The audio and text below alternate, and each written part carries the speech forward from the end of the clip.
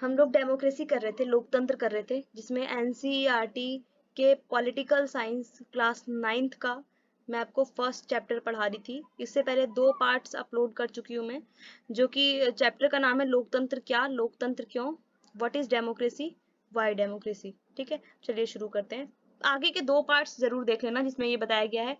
First part में ये बताया है कि लोकतंत्र क्या है, उसकी परिभाषा बताई है मैंने, और शब्द को क्या कहते हैं, शब्द का मतलब बताया है, और उसके फीचर्स बताए हैं, लोकतंत्र की विशेषता।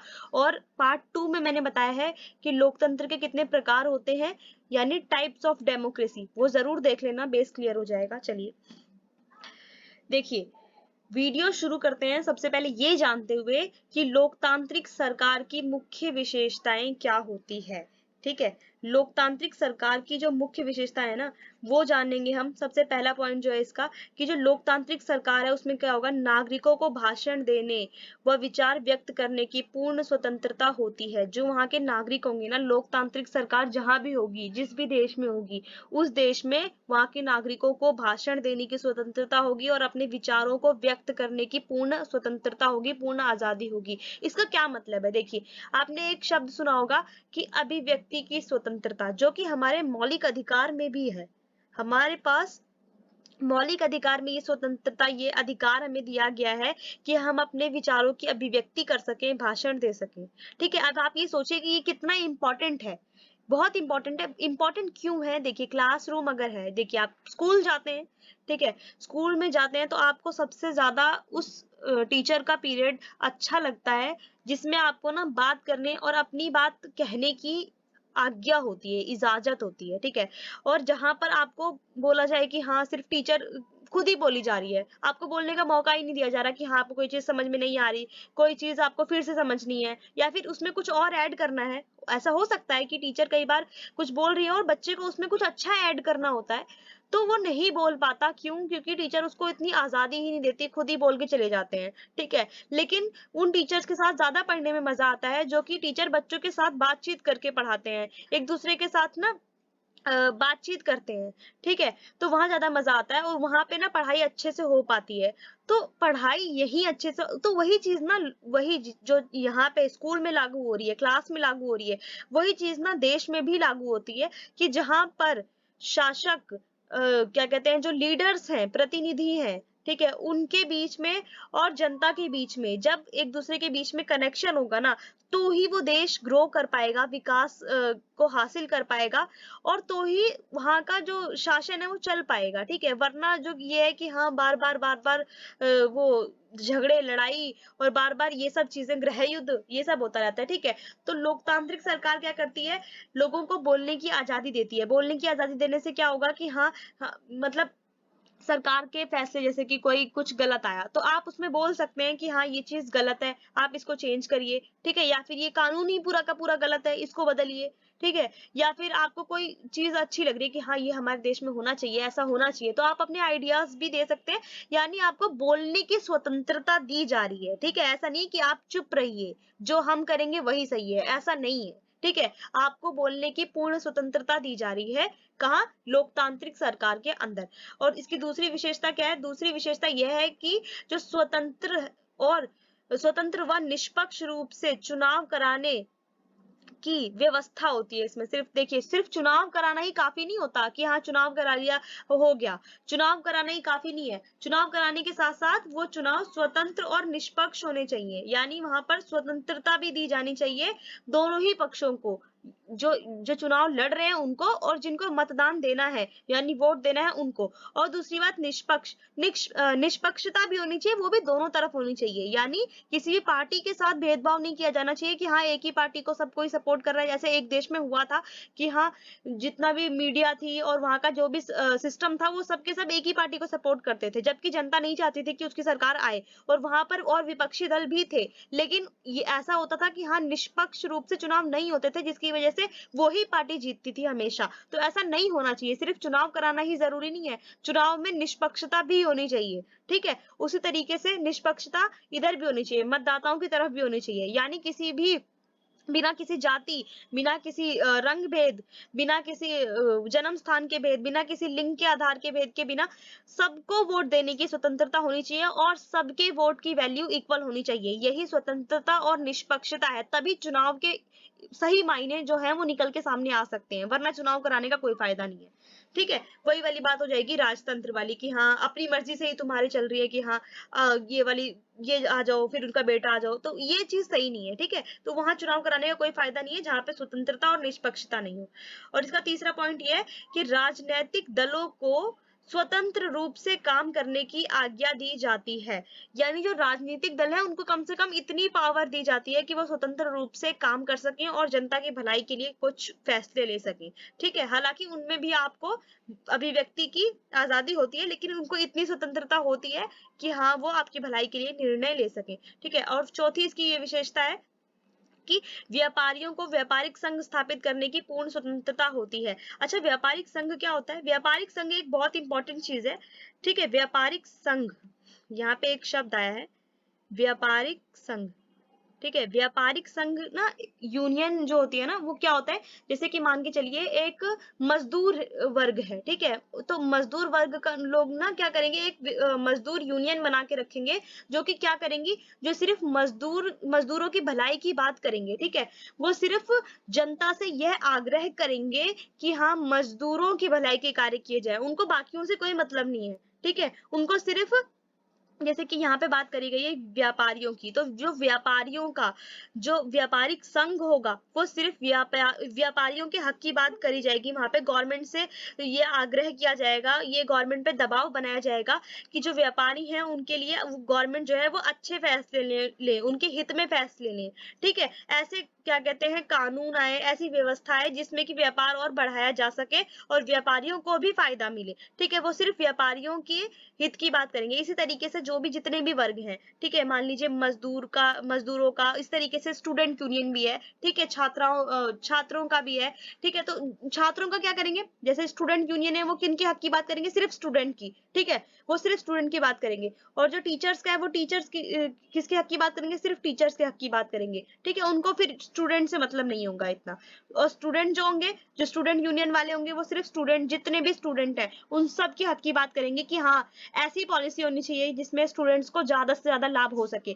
तो लोकतांत्रिक सरकार क्या कहती है कि आप यूनियन बना सकते हैं जो कि आपके हक की बात करेगा, किससे, गवर्नमेंट से। गवर्नमेंट पे दबाव बनाएगा, गवर्नमेंट से आग्रह करेगा कि हाँ आपके हक की बात की जाए। ठीक, और इसमें जो आपकी पांचवी विशेषता आ जाती है लोकतांत्रिक सरकार की, वो ये है कि प्रेस को पूर्ण आजादी होती है। ये सबसे इंपॉर्टेंट है। देखिए, जो प्रेस है, ठीक है, मीडिया है, उसको ना चौथा स्तंभ माना जाता है। ठीक है, क्यों माना जाता है? क्यों माना जाता है? इसलिए माना जाता है क्योंकि जो मीडिया ही है जो गवर्नमेंट और आपके बीच में मध्यस्थता का काम करती है। ठीक है, बीच में रहती है, जो कि आपकी बातें गवर्नमेंट तक पहुंचाती है और जो गवर्नमेंट जो भी काम कर रही है उसकी जो खबर है वो आप तक पहुंचाती है। ठीक है, वरना आपको नहीं पता है कि संसद में क्या हो रहा है। ठीक है, आप न्यूज में ही देखते हैं कि क्या हो रहा है। तो मतलब मीडिया, तो अगर ये सोचिए कि मीडिया को अगर पूर्ण स्वतंत्रता ही ना हो, ठीक है, मीडिया सिर्फ और सिर्फ गवर्नमेंट की तरफ से बोले, तो आपको सच्चाई कभी नहीं पता चल पाएगी। ठीक है, आजकल इसका बहुत बड़ा मुद्दा दुनिया भर में है। ठीक है, कि जो प्रेस है वो पहली बात निष्पक्ष भी होनी चाहिए और आजादी भी होनी चाहिए उसके पास कि वो जो सच है वो बता सके। क्योंकि देखिए, अगर वो सच नहीं बताएगी, वो सिर्फ गवर्नमेंट का पक्ष लेगी, तो ये ना जनता की आंखों में धूल झोंकने वाली बात होगी और लोकतंत्र को गहरी चोट पहुंचेगी। क्यों? क्योंकि आप तक सही बात ही नहीं पहुंचेगी। ठीक है, तो इसलिए प्रेस जो है, मीडिया, उसको स्वतंत्र जरूर होना चाहिए ताकि आप तक सही खबर पहुंच सके और आप उसके बाद अपने विचार व्यक्त कर सकें और वो आपके विचारों को गवर्नमेंट तक पहुंचा सके। ठीक है, तो इसलिए प्रेस का बहुत इंपॉर्टेंट रोल है। देखिए, अब आपने लोकतांत्रिक सरकार की विशेषताएं जो है, प्रमुख विशेषताएं, वो आपने जान ली। अब जो आप जानेंगे कि गैर लोकतांत्रिक सरकार के क्या लक्षण होते हैं। लक्षण से ही, गैर लोकतांत्रिक सरकार के लक्षण से ही आप पहचान जाएंगे कि वो सरकार लोकतांत्रिक है कि नहीं है। ठीक है, तो गैर लोकतांत्रिक सरकार के जो लक्षण है उसमें पहला लक्षण ये है कि लोग सरकार और उसकी नीतियों की आलोचना नहीं कर सकते। जैसे कि इसमें मैंने बताया कि आपको अभिव्यक्ति की स्वतंत्रता होती है, लेकिन गैर लोकतांत्रिक सरकार में अभिव्यक्ति की कोई भी स्वतंत्रता नहीं होती है। आप उनकी नीतियों की आलोचना नहीं कर सकते, अपनी राय को व्यक्त नहीं कर सकते। और जो दूसरा है वो ये है कि शासनकर्ता सर्वे सर्वा होता है, यानी कि जो शासन करता है, जो शासन कर रहा है, वो ही सर्वे सर्वा होगा, उसी की मर्जी चलेगी। आप उसमें अपनी बातें नहीं कह सकते हो। उसने जो कर दिया, चाहे वो सही किया चाहे वो गलत किया, सिर्फ वही कर सकता है। ठीक है, आपका उसमें कोई इन्वॉल्वमेंट नहीं होगा। तो जब इन्वॉल्वमेंट ही नहीं होगा तो कैसा लोकतंत्र, कैसी डेमोक्रेसी? ठीक है, लोकतंत्र वहीं खत्म हो जाता है। ठीक है, तो तीसरा ये है कि विपक्षी दलों का कोई स्थान नहीं होता। अच्छा, विपक्षी दलों का ना बहुत इंपॉर्टेंट रोल होता है डेमोक्रेसी में। विपक्षी दल क्या करते हैं? विपक्षी दल जो होते हैं ना, वो सरकार जो कि पावर में है, ठीक है, जो दल पावर में है, उस पार्टी की जो भी जैसे कि गलतियां होती है ना, वो उनके पीछे लगे रहते हैं।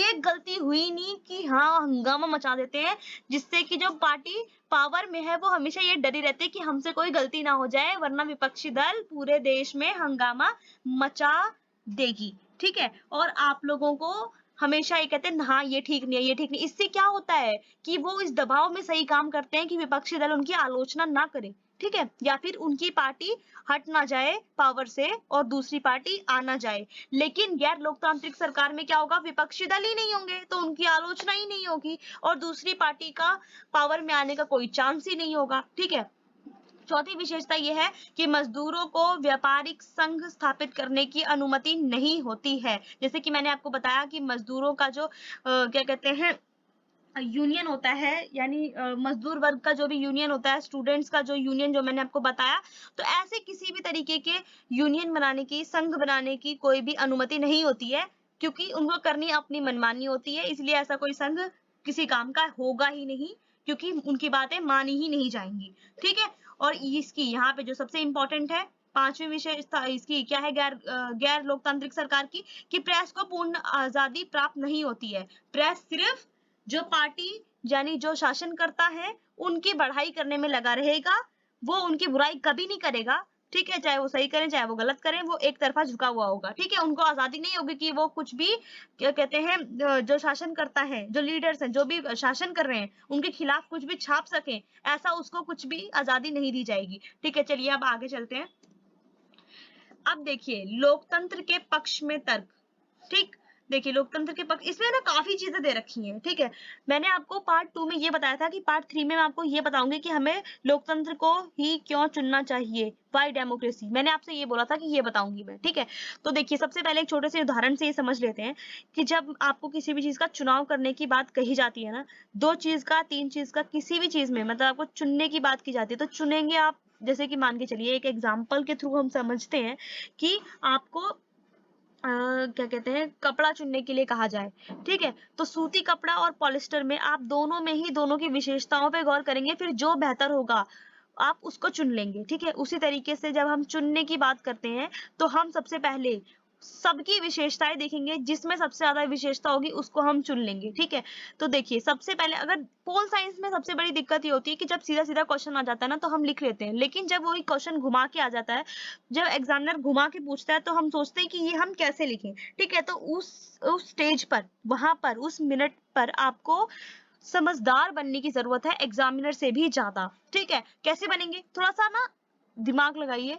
कैसे लगाएंगे? अब जब क्वेश्चन आ गया कि लोकतंत्र की विशेषताएं लिखिए, तब तो आप 5-6 विशेषताएं जो कि पार्ट 1 में मैंने बताई है, आप वो सारी की सारी लिख देंगे। ठीक है, और आपको फुल मार्क्स मिल जाएंगे। लेकिन जब एग्जामिनर आपको वही चीज घुमा के पूछेगा कि लोकतंत्र के लोकप्रिय होने के कारण बताइए, ठीक है, या फिर लोकतंत्र क्यों अपनाएं हम, इसके कारण बताइए, तर्क सहित उत्तर दीजिए, तब आप सोचेंगे कि अब हम क्या लिखें, इसमें ऐसा क्या लिखें। तो ये बात ध्यान में रखिए, आप क्वेश्चन को समझिए कि वो आपसे ये पूछ रहा है कि हम लोकतंत्र को क्यों चुने। तो किसी भी चीज को, भैया लोकतंत्र ही क्यों, किसी भी चीज को चुनने के ना कुछ कारण होते हैं। ठीक है, वो कारण क्या होते हैं? उसकी विशेषताएं होती है, उसके गुण होते हैं, तो वही सारे लिख देने हैं। एंड में आपको ये लाइन ऐड कर देनी चाहिए कि उपरोक्त विशेषताओं के कारण हमें लोकतंत्र को चुनना चाहिए, और एग्जामिनर वहां पर आपसे कम समझदार हो जाता है और आपको पूरे मार्क्स मिल जाते हैं। ठीक है, तो चलिए यही हम पता करते हैं कि लोकतंत्र की क्या विशेषताएं हैं।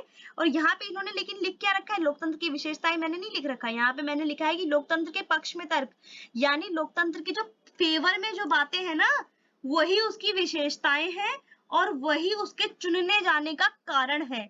ठीक है, वही उसके चुने जाने का कारण है। ठीक है, अब आपको समझ में आ गया। चलिए पहली विशेषता इसकी देख लेते हैं, या पहला इसका जो पक्ष है वो देख लेते हैं, तर्क। तो शासन का अधिक जवाबदेही वाला रूप। इधर क्या होता है कि गवर्नमेंट ने जो भी काम किए हैं, ठीक है, गवर्नमेंट ने जो भी काम किए हैं वो जनता के प्रति जवाबदेह होगी। यानी अगर उसने कुछ, ऐसा नहीं है कि आपको जवाब नहीं देना, आपने ये कर दिया, आपने कुछ जवाब ही नहीं देना, ऐसा नहीं है। आपको गवर्नमेंट को, जनता को जवाब देना पड़ेगा कि आपने ये फैसला किया, इस फैसले के किए जाने का कारण बताइए। ठीक, तो देखिए, अर्थशास्त्री और राजनीतिज्ञ इसका प्रमुख कारण मानते हैं दोनों शासन व्यवस्थाओं में अंतर। भारत में बहुदलीय शासन व्यवस्था थी जहां विपक्ष था और सरकार की आलोचना करने वाली स्वतंत्र मीडिया, जिसके कारण सरकार ने आगे बढ़कर जनता को सहायता करने वाली कार्यवाही की। चीन की सरकार ने इस प्रकार के किसी भी कार्य को महत्वपूर्ण नहीं समझा। ठीक है, चीन में इस चीज को इंपॉर्टेंस नहीं दी गई, लेकिन इंडिया में दी गई इंपॉर्टेंस। क्यों? जब ना आपको देखिए, आपने कोई काम किया, ठीक है, आप वो काम करने से पहले ये सोचते हैं कि अगर मम्मी को पता चल गया ना तो मुझे मम्मी को जवाब देना पड़ेगा कि ये काम मैंने क्यों किया।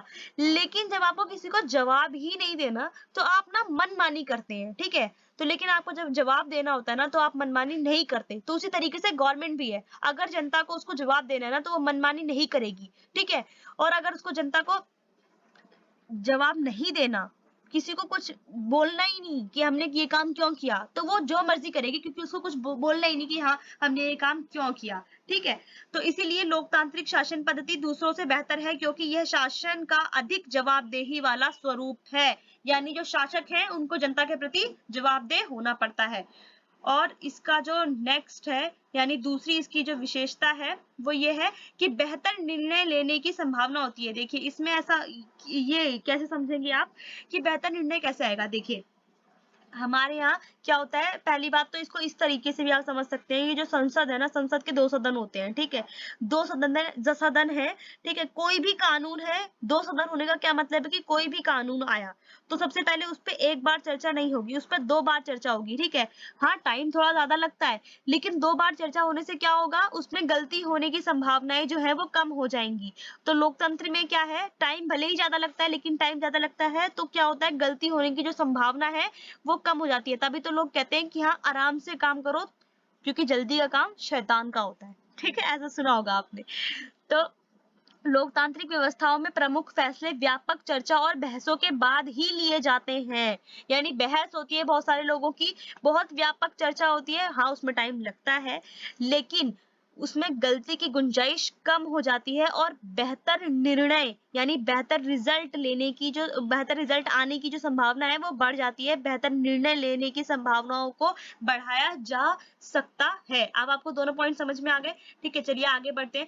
नागरिकों का सम्मान होता है, लोकतांत्रिक नागरिकों को के सम्मान को बढ़ाता है। जो हैसियत नागरिकों की लोकतांत्रिक व्यवस्था में है वह किसी भी अन्य व्यवस्था में नहीं है। यानी राजा के शासन में जनता को, हर जनता को सम्मान नहीं दिया जाता था, वो प्रजा थी। ठीक है, वहां राजा और प्रजा, यानी प्रजा, दोनों में कितना बड़ा डिफरेंस सुनने में ही आता है। लेकिन लोकतंत्र में ऐसा नहीं होता है। जो गवर्नमेंट बनी है वो लोगों से बनी है, वो जब मर्जी चाहे उनको हटा सकते हैं। ठीक है, अब आपको समझ में आ गया, जितना ज्यादा इंपॉर्टेंस लोकतांत्रिक व्यवस्था में है ना, वो कहीं किसी और व्यवस्था में लोगों को नहीं इंपॉर्टेंस दी जाती। तो जहां हमें इंपॉर्टेंस दी जाती है वही हमें जाना चाहिए, जहां हमें इंपॉर्टेंस नहीं दी जाती वहां हमें नहीं जाना चाहिए। ठीक है, चलिए दूसरा जो है वो मतभेदों और टकराव को संभालने का तरीका यहाँ पर होता है। ठीक है, यहाँ पे क्या होता है, देखिए मतभेद, सबसे इंपॉर्टेंट बात ये है कि जब ना देश बड़ा होता है ना तो मतभेद होने की संभावना बढ़ जाती है।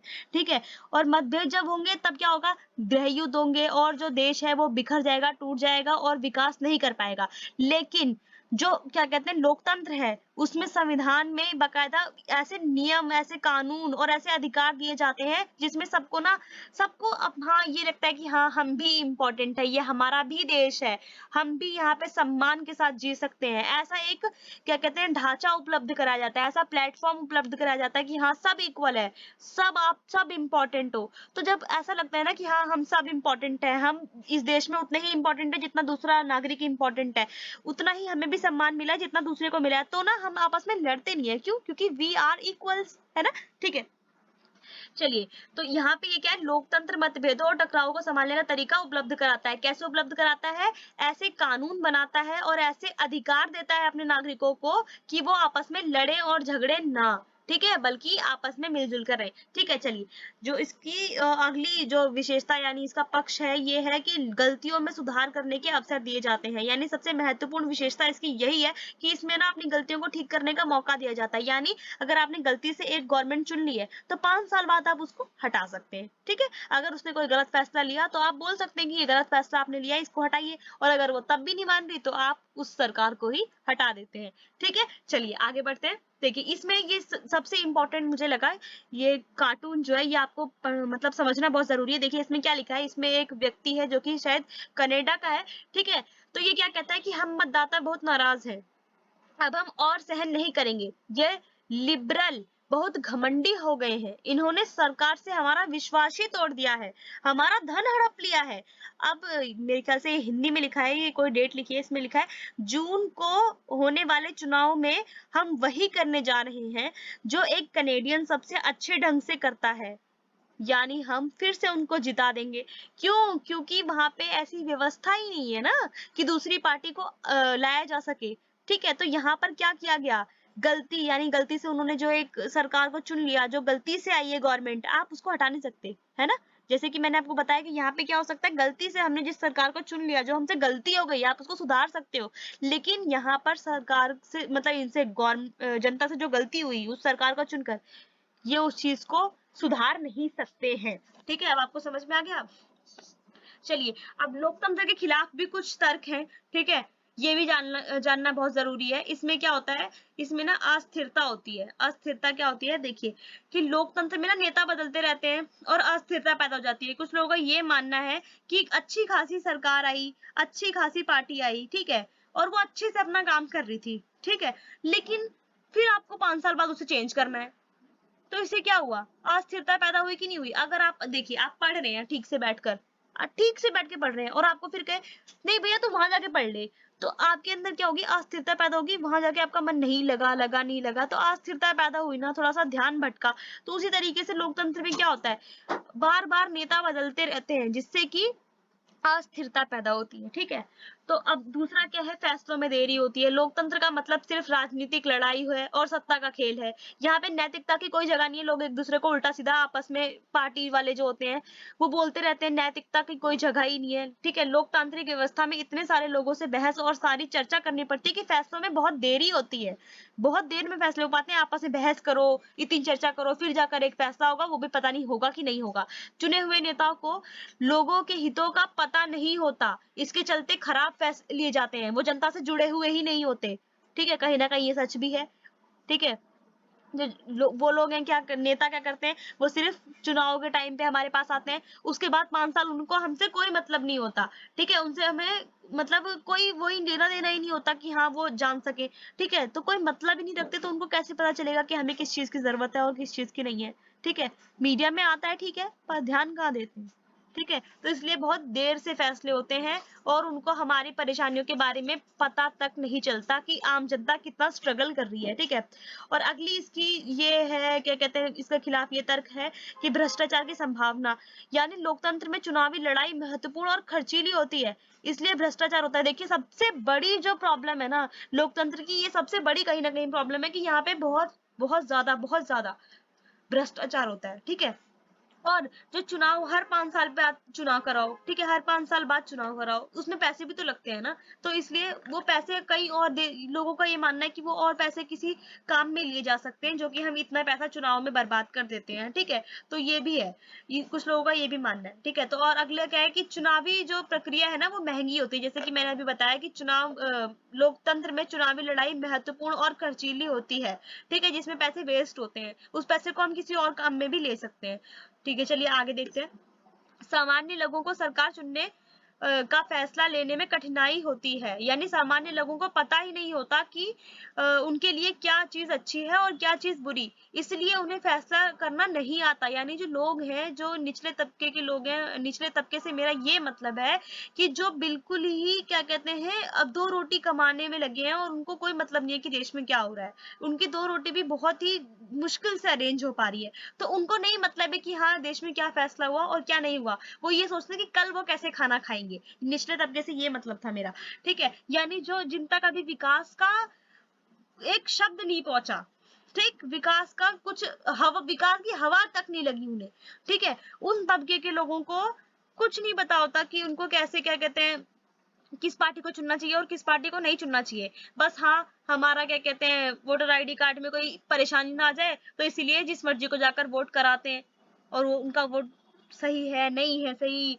किसको दे रहे हैं उनको नहीं पता होता है, ठीक है। तो साक्षरता की भी जरूरत है और थोड़ा सा ना क्या कहते हैं जागरूकता की भी जरूरत है। लोगों को पता होना चाहिए कि वो क्या कर रहे हैं, लेकिन वो तभी पता होगा जब उनका जो बेसिक नीड्स है ना वो पूरी होंगी, तो ही वो इन सब चीजों में ध्यान दे पाएंगे। तो यहाँ पे जो क्या कहते हैं आलोचक हैं, ठीक है, जो आलोचना कर रहे हैं लोकतंत्र की, वो ये कह रहे हैं कि जो सामान्य लोग हैं उन्हें पता ही नहीं होता कि कौन सा फैसला लेना चाहिए नहीं लेना चाहिए, आप उनको भी शामिल कर रहे हो, ठीक है, और या फिर उनको या उस लायक बनाओ कि वो शामिल हो सके, ठीक है। ये कुछ तर्क हैं जो कि लोकतंत्र के खिलाफ है। चलिए कमेंट सेक्शन में आप जरूर बताना कि कौन सी व्यवस्था बेस्ट है, ठीक है। चलिए थैंक यू सो मच, अगली वीडियो में मिलेंगे।